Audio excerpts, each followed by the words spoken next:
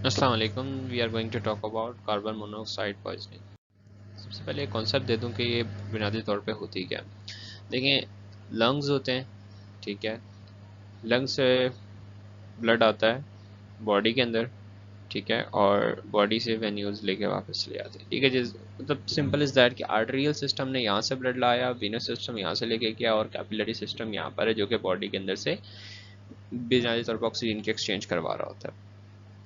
अब यहाँ पे जो एच बी आता है वो डीऑक्सीजनेटेड होता है। वो जब यहाँ पे लंग्स में पहुँचता है तो वो ऑक्सीजनेटेड हो जाता है। जब ऑक्सीजनेटेड ए बी आर्टरी से होता हुआ टिश्यूज़ यानी कि बॉडी के अंदर जाता है तो यहाँ पे जाने के बाद एच बी और ऑक्सीजन अलग अलग हो जाते हैं, ठीक है। और ये दोबारा डीऑक्सीजनेटेड जो हीमोग्लोबिन होता है, ठीक है, वो वापस चला जाता है। अब यहाँ पे सिचुएशन ये आती है, जो कार्बन मोनोऑक्साइड है ये कैसे पॉइजनिंग क्रिएट करता है।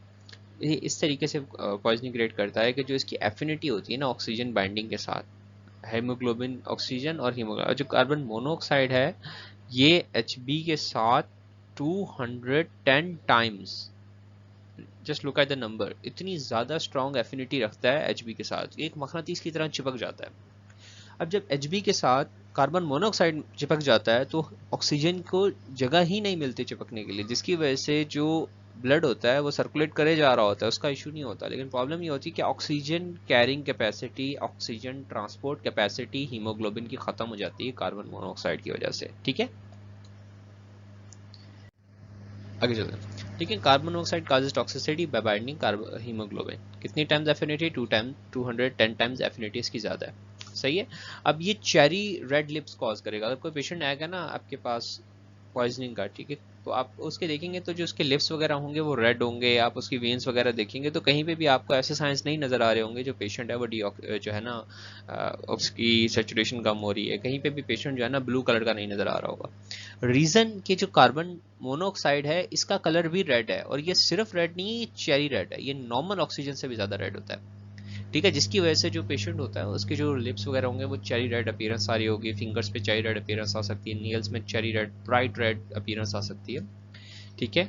और ये एक और चीज़ इंपॉर्टेंट है इसके अंदर कि ये पल्स ऑक्सीमीटर जो हम यूज़ करते हैं, पल्स ऑक्सीमीटर काम कैसे कर रहा होता है कि for example this is a pulse oximeter, ठीक है। ये दरम्यान में एरिया है, यहाँ पे आप जब फिंगर डालते हैं तो वो एक लाइट शाइन करता है। जब लाइट रिवर्स होकर जाती है तो उसमें से वो देखता है कि कितनी रेडनेस है। उस रेडनेस को निकाल के तो उससे ऑक्सीजन की सैचुरेशन मैयर कर रहा होता है।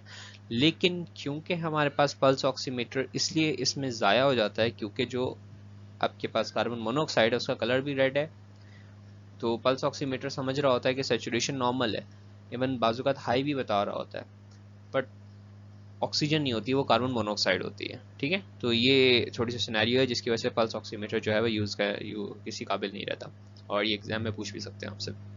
इसके अलावा ये लेफ्ट शिफ्ट करवा देता है किसका? ऑक्सी कर्व का। अब जो ऑक्सीजन सेचुरेशन कर्व होता है ना, ठीक है, ये याद कर लें, रट्टा मारने वाली चीज़ है। लेफ्ट साइड पे कब शिफ्ट होगा? जब यहाँ पे डिक्रीज टेम्परेचर होता है, यहाँ पे 2-3 DPG जब कम हो जाए। अब 2-3 DPG क्या होता है ये फिर हल्का फुल्का बता देता हूँ, लेकिन इसकी डेडिकेटेड वीडियो वो भी जाकर देख सकते हैं, ठीक है। ये फॉर एग्जांपल हीमोग्लोबिन है जिसके अंदर ऑक्सीजन इस वक्त पड़ी हुई है। जब ये टिश्यू में पहुंचता है तो ये इस हीमोग्लोबिन से टिश्यू को ऑक्सीजन को अलहदा करने के लिए एक मॉलिक्यूल का इस्तेमाल होता है जो कि 2-3 DPG होता है, ठीक है। तो ये उसकी मतलब डीऑक्सीजनेशन में हेल्प कर रहा होता है हीमोग्लोबिन की। अगर इसकी डिक्रीज हो जाए तो भी आपके पास ऑक्सीजन का जो कर्व होता है वो लेफ्ट पे शिफ्ट हो जाता है। इसके अलावा अगर एसिडिटी कम हो जाए तो भी, और कार्बन मोनोऑक्साइड पॉइजनिंग के अंदर भी, ठीक है। राइट शिफ्ट कब होता है ये भी आप देख लीजिएगा, इतना कोई खास कहानी नहीं है। एग्जाम में आपसे हो सकता है इसमें से कुछ भी उठा के पूछ लें, बट कार्बन मोनोऑक्साइड के रिलेटेड इसमें बस एक ही चीज़ इंपॉर्टेंट है कि ये कार्बन मोनोऑक्साइड जो है लेफ्ट शिफ्ट करवाता है ऑक्सीजन कर्व के ऊपर।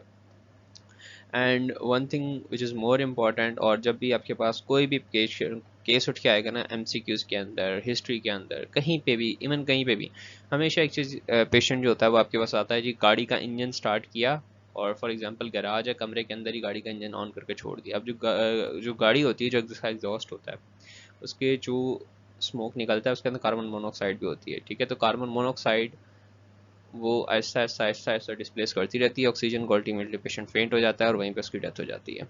सही है, it's a painless way of dying. तो अगर आप कभी कोई पेशेंट आपसे अगर पूछ ले कि मुझे सुसाइड करनी है, तो सबसे painless method of dying is carbon monoxide poisoning. गाड़ी स्टार्ट करके कमरा बंद करके बैठ जाओ, ठीक है। और आपके पास हमेशा जब भी कोई ना कोई कार्बन मोनोऑक्साइड की हिस्ट्री आएगा ना केस, आपके पास हिस्ट्री होगी रनिंग कार इंजन की, या फिर क्लोज्ड एनवायरनमेंट, क्लोज रूम, इस तरह की सिचुएशन होगी आपके पास। क्लिनिकल फीचर्स की बात करें तो जब स्टार्टिंग में अर्ली पॉइजनिंग हो रही होगी तो आपके पास जो सिम्टम्स आएंगे उसमें nausea, vomiting, ataxia, nystagmus, drowsiness, ठीक है, ये सिम्टम्स आएंगे। जब लेट आएगा तो आपके पास पेशेंट जो है वो हाइपरटेंशन हो सकता है, रिस्पिरेटरी डिप्रेशन में चला जाएगा, ईसीजी चेंजिंग्स आ रही होंगी, कोमा में होगा, कन्वर्जन्स आएंगी, कन्वर्जन्स नहीं है, this is convergence, okay, convergence हो रहे होते हैं उससे, ठीक है। इसके अलावा जो ईसीजी होता है उस पर चेंजिंग्स मिलती हैं, फॉर एग्जांपल एसटी डिप्रेशन मिलेगी, टी वेव की एबनॉर्मलिटीज़ मिलेंगी, वेंट्रिकुलर टैकीकार्डिया, ठीक है, ventricular fibrillation, so there will be lot of cardiological problems, ठीक है। अर्ली आपके पास होगा हल्के फुल्के सिम्टम्स के साथ आएगा, लेट आएगा तो कोमा में पेशेंट हो सकता है कि अनकॉन्शियस हो, तो ये चीज़ें।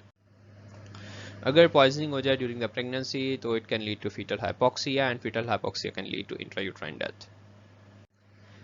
मैनेजमेंट के बात की जाए अगर, तो इसमें मैनेजमेंट जी, remove the patient from the source of exposure जितनी जल्दी हो सके, ठीक है। और इसमें जो ट्रीटमेंट होता है उसमें बस यही होता है कि आपके बनाने ज़रूर होता क्या है कि जी एचबी है, उसके साथ अब ये CO बाइंड कर गया है, ठीक है। अब इसको डिस्प्लेस करने के लिए, क्योंकि इसकी एफिनिटी ज़्यादा है, ये ज़्यादा तरीके से फुल पावर से चिपका हुआ है, आप क्या करोगे, आप इसको 100% ऑक्सीजन दोगे जी, 100% ऑक्सीजन जो है ना आप उसको दोगे पेशेंट को। जब आप 100% ऑक्सीजन दोगे हाई फ्लो के साथ, हाइपरबैरिक प्रेशर के साथ, तो करेगा क्या कि वो उस कार्बन डाइऑक्साइड, कार्बन मोनोऑक्साइड को डिस्प्लेस कर देगा और ऑक्सीजन को आहिस्ता आहिस्ता साथ चिपका देगा, ठीक है। तो ये इसका बेसिक ट्रीटमेंट है। High flow oxygen should be continued until the COHB is less than 5, ठीक है, एटलीस्ट 6 घंटों के लिए आफ्टर द एक्सपोजर। आप तब तक देते रहोगे जब तक 6 घंटे तक उसकी जो COHB का जो है ना सेचुरेशन लेवल 5% से कम ना हो जाए, ठीक है। और मैकेनिकल इंटिब्यूशन कब करोगे, जब पेशेंट अनकॉन्शियस हो, इन चीज़ों के बारे में आप सोच सकते हो। एंड हाइपरबैरिक ऑक्सीजन, ठीक है जी, ये तो हो गया high flow oxygen. High flow oxygen 100% ये तो कंफर्म है, ये तो देते ही देते हैं, ठीक है। लेकिन इसके अलावा मैंने बताया हाइपरबैरिक, हाई प्रेशर, यानी कि फ्लो के साथ साथ प्रेशर भी जब आप डाल के देते हो तो वो हाफ लाइफ COHB भी कम कर देता है। लेकिन इस पर कुछ साइंटिफिक स्टडीज़ मौजूद नहीं है, बट जनरली ये कंसेप्ट है कि इसका अगर आप 2.5 एटमॉस्फेयर्स पे दोगे तो इसकी जो COHB की हाफ लाइफ होगी वो अराउंड 20 मिनट्स हो जाती है, तो पेशेंट 20 मिनट के अंदर तकरीबन अच्छा खासा क्लियर आउट होना स्टार्ट हो जाता है, ठीक है। यूज़ इसका कंट्रोवर्शियल है क्योंकि ट्रायल ने अभी तक कोई सिग्निफिकेंट इम्प्रूवमेंट किसी रिसर्च के अंदर नहीं आई है, बट स्टिल समटाइम्स रिसर्च से पहले भी चीज़ें हो रही होती हैं, ठीक है। So it is used, but it's use is controversial. Hyperbaric का, हाई फ्लो को जो है ना वो स्टडीज़ भी ओके हैं, स्टडीज़ आती हैं हाई फ्लो के ऊपर, इशू नहीं है, हाइपरबैरिक के ऊपर स्टडीज़ इतनी नहीं है।